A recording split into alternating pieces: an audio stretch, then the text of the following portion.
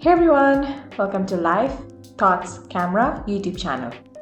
Today's video is going to be very interesting. I'm going to show you how my feet look after it's been more than 30 days since I have done my pedicure. Also, I think that this is like the shortest video I have ever made.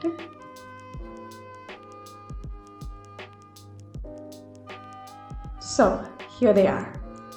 I'm a bit surprised to see them like this. I usually don't leave my nails unattended for so long.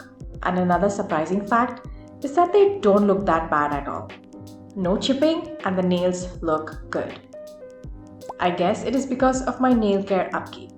Now, before I head over to my next point, I just want to mention my nail art playlist. It is a must-watch for beginners. Check this out. This gap. I don't know about you, but I always love this gap look. I usually see them on my fingernails in about a week's time because my fingernails grow much faster than the nails on my feet. Well, the next update I'm thinking about of putting is a 6-month update, which will be 5 months from now. I wonder how it will be then.